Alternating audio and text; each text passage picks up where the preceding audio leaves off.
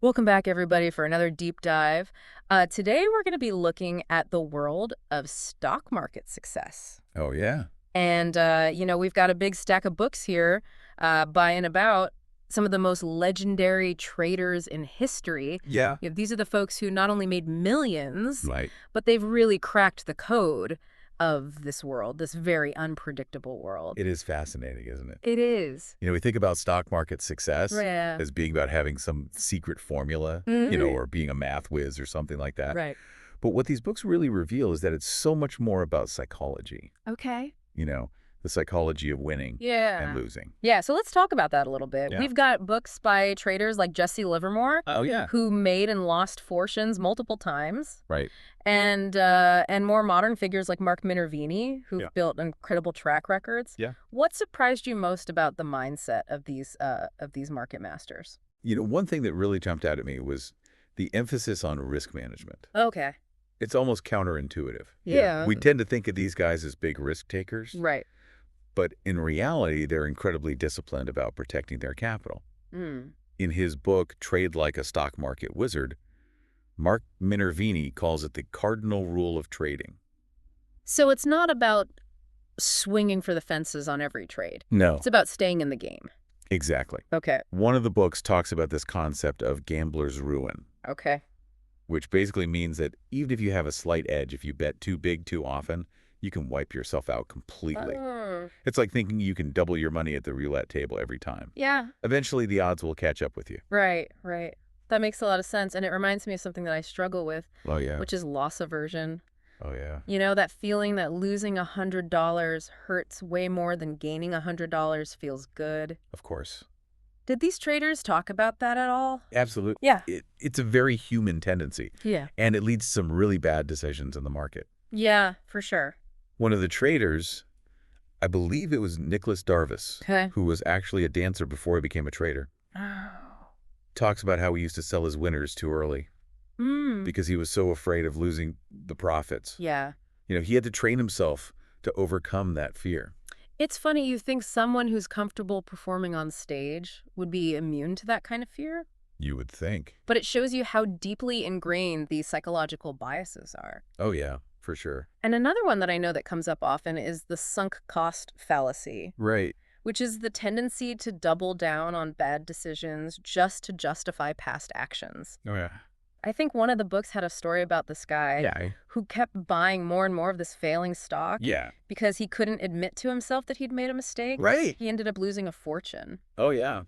I think we've all been there in one way or another, We have. Like that project, is going nowhere, but you keep pouring more time and energy into it because you've already invested so much. Absolutely. So how did these traders deal with these mental traps? Well, Did they have any tricks up their sleeves?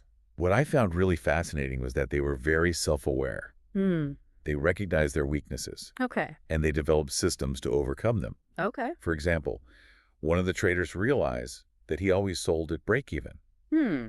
even though his strategy was actually designed to take an initial loss before the big move. Oh, wow. Once he became conscious of this pattern, Yeah. he was able to change his behavior, and he started making real money. It's amazing how much of this comes down to self-knowledge, isn't it? It really is. Yeah. And that's why you see top trading firms hiring performance coaches and psychologists. Oh, really? Yeah, they recognize that mastering the mental game is just as important as having a great strategy. So in a way, these traders are like elite athletes. They have to train their minds just as rigorously as they train their bodies. Absolutely. What a great analogy. It is. Yeah. It's about building that discipline and that resilience. Yeah. Because the market is going to test you. There's no doubt about that. For sure. Yeah. Yeah. Mm. Okay. Okay, so we've talked about how psychology plays a huge role in success in the market, Right. but I'm curious about the nuts and bolts. Yeah. Did they have common approaches or techniques for finding winning stocks?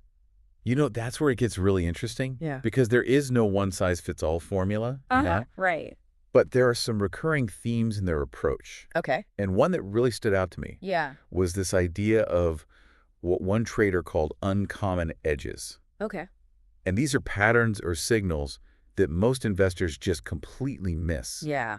because they're not thinking differently enough. Okay. I like that. So give me an example of an uncommon edge. Sure, yeah. So one that came up a few times was the 2 or 4 rule.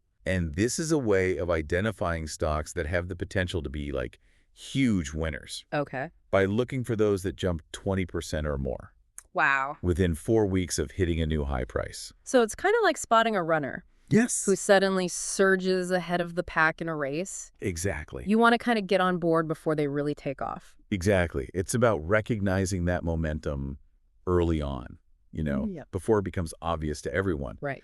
But it's not just about jumping on any stock that's moving up. Right. These traders were incredibly patient, Mm. sometimes waiting months or even years for a stock to set up that perfect entry point. Really? Wow. They talked a lot about waiting for the coiled spring moment. What does that mean, coiled spring? Yeah, so think of it like a spring that's been compressed Okay. and is just waiting to be released. Mm. So these traders were looking for stocks that were showing these signs of accumulation, Okay. where smart money was kind of quietly building a position and then waiting for the catalyst that would trigger that huge move. I'm starting to see why they called them wizards. Yeah. It sounds like a lot more than just looking at numbers on a screen. Oh, absolutely. Yeah. They were very skilled at reading charts, Okay. which is something that can seem intimidating to a lot of people. Yeah, it can be. But they saw it as a way to understand the story behind the stock. Okay. They talked about charts being like X-rays, Mhm. revealing those underlying dynamics of supply and demand Yeah. and the emotions that are driving the market. So it's not just about lines going up and down. No. It's about understanding the psychology of the market Precise. as reflected in those charts. Yes, they were looking for patterns like breakouts from consolidation periods, Okay. which could signal a shift in sentiment Yeah. and the beginning of a major move. Hmm. One trader even talked about how he could spot a stock that was being manipulated just by the way the chart looked. Wow. It was like he could see the footprints of these huge players. That's incredible. Yeah. It's like they were reading the minds of the market makers. Yeah. Speaking of seeing things that other people miss, Yeah. did any of these traders use the sister stock concept? Yes, that came up in a couple of the books. Okay. It's a really interesting idea. It's based on the premise that, if a company is performing really well, Yeah. often a related company in the same industry or sector Hmm. will also take off. Hmm. Oh, interesting. It's like this ripple effect. Like buy one, get one free. Exactly. Yeah. But in the stock market. So it's about spotting those hidden connections, understanding the dynamics of whole industries, not just individual companies. That makes a lot of sense. Right. One of the traders talked about how he made this huge profit in a copper mining company because he'd noticed that a related company, Yeah. a manufacturer of copper pipes, Okay. was already showing strong growth. Wow. So it was like a clue that this whole industry was about to boom. Interesting. Okay. But, even if you can identify these amazing opportunities, Yeah. it all comes down to managing your risk. Right, because what good is it to make a bunch of money and then lose it all on one bad trade? That's the biggest mistake that most traders make. Yeah. They let their losses run wild. Right. They get emotionally attached to a stock. Yeah. They start making excuses. Yeah. And before they know it, Yeah. they're down way more than they ever intended. It's easy to see how that happens, It is. especially when you've put so much time and research into picking a certain stock. Absolutely. And one of the things that really impressed me about these traders was their discipline Okay. when it came to cutting their losses. Yeah. They had strict rules in place. Okay. And they weren't afraid to stick to them even when it hurt. What kind of rules are we talking about? So one of the most common was using stop-loss orders. Okay. And this is where you predetermine your exit point on a trade. Yeah. And you automatically sell the stock if it drops below a certain price. I've heard of those, but I've always been hesitant to use them. It feels like giving up before the fight's even over. I understand that feeling. It can seem counterintuitive. Yeah. But the thing is, these traders saw stop losses as a way to protect their capital, Okay. not as a sign of weakness. Mm. They understood that the market can be really unpredictable, Right. and they didn't want to let one bad trade wipe out, a whole string of wins. So it's about limiting your downside risk, even if it means potentially missing out on some upside? Exactly. One of the traders in the books had this great analogy. Okay. He said, trading is like playing tennis against a wall. Okay. You can hit a lot of great shots, Yeah. But if you don't have a good backhand to return the ball when it comes back at you, Yeah, you're going to lose eventually. I love that. Yeah, So the stop loss is kind of your backhand in a way, it is. protecting you from those unexpected volleys. Exactly. Yeah. And it's not just about stop losses. Yeah. They also talked a lot about position sizing, which is how much of your capital you allocate to each trade. So it's not just about picking the right stocks. It's about managing how much you're risking on each one. Right. They emphasized that you should never risk more than you can afford to lose. Right. And they had very specific rules for determining, the appropriate position size Yeah. based on their own risk tolerance and the volatility of the stock. Okay. One trader even said he never risked more than 2% of his total capital on any single trade. That's pretty conservative, It is. considering the returns these guys were making. Yeah, but that's why they were able to stay in the game for the long haul. Right. They understood that consistency and capital preservation were the keys to building wealth. Yeah. They weren't trying to get rich quick. Yeah. They were building a legacy. A legacy. Yeah. Yeah. Sounds like these guys were playing the long game, Yeah, not just chasing quick profits. Yeah. It's a whole different mindset. it really is. It was about building sustainable wealth, not just gambling on short-term swings. Right. And that brings me to another important point that came up in several of these books, Okay. the idea of a failure reset. Failure reset. Yeah. That sounds interesting. What does that mean exactly? So it's this idea that sometimes getting stopped out of a trade, having that stop loss triggered, Yeah. isn't actually a bad thing. Okay. It could just be a temporary setback, Mm. a shakeout of weak hands, Mm. and the stock might actually offer an even better entry point after that. So it's like the stock is taking a breather, Right. resetting itself before the next big move. Exactly. Mm. One of the traders described it as being like a surfer waiting for the perfect wave. Okay. Sometimes you catch a wave and it fizzles out, Yeah. but then another one comes along even bigger, Mm. and you're in a much better position to ride it Right. because you didn't waste your energy on the first one. I like that. Yeah. It's about staying patient and objective, not getting attached to a particular trade or a particular outcome. Right. And it ties back to the mental game we were talking about earlier. Yeah. These traders, they were able to detach themselves from the outcome of any single trade. Right. They saw losses as part of the process, not as personal failures. Yeah, that takes a lot of discipline, especially when you're dealing with real money. It does. Did any of these traders have rituals or techniques that they used to stay grounded and avoid getting caught up in the emotional roller coaster of the market?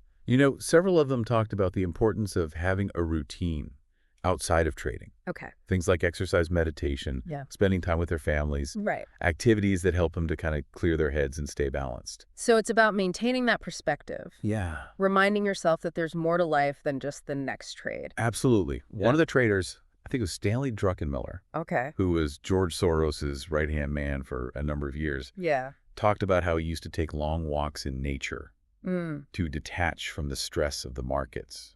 Wow. He said it helped him think more clearly and make better decisions. Yeah, that's great advice. Yeah. Not just for traders, but for anyone who's dealing with a high-pressure job. Absolutely. Yeah. It's about taking care of yourself, Yeah. both mentally and physically, Yeah. so you can bring your A game to the market every day. This has been a really insightful deep dive. It has. So if we had to kind of boil it all down, Yeah. what are the biggest takeaways for our listeners? Okay. What are the key lessons we can learn from these market wizards? I think there are three main principles that really stand out. Okay, let's hear them. First, the mental game is paramount. Yeah. You have to master your emotions, understand your own biases, Yeah. develop the discipline to stick to your plan even when the market is testing you. Right, because even with the best strategy in the world, if you can't control your emotions, Right. you're going to self-sabotage. Exactly. The second is you have to develop your own unique approach to the market. Okay. Look for those uncommon edges. Yeah. Those patterns and signals that most people miss. Right. Don't be afraid to think differently. So be a contrarian. In a way, Yeah. You know, Go against the crowd. it's about having the courage to trust your own analysis Yeah. and make your own decisions, even when they go against conventional wisdom. Yeah. I like that a lot. And the third principle? Risk management. Okay. This is non-negotiable. Mm. You have to protect your capital above all else. Yeah. Use stop-loss orders, manage your position sizes, and never risk more than you can afford to lose. So it's not just about making money. Right. It's about keeping the money that you make. Exactly. And I guess one final thought I would leave our listeners with. Yeah. One of the most consistent themes I noticed in these books was this importance of continuous learning. Yeah. These traders were always studying, always looking for new ways to improve their edge. Right. They never stopped being students of the market. It's a journey, not a destination. Perfectly said, and I think that's the most inspiring message of all. Yeah. That anyone can achieve success in the market if they're willing to put in the time and the effort to develop their skills and their mindset. So there you have it, a deep dive into the world of stock market success, Yes. as told by some of the greatest traders of all time. Exactly. We encourage you to explore these books for yourself. You should. You might be surprised at what you discover. Until next time.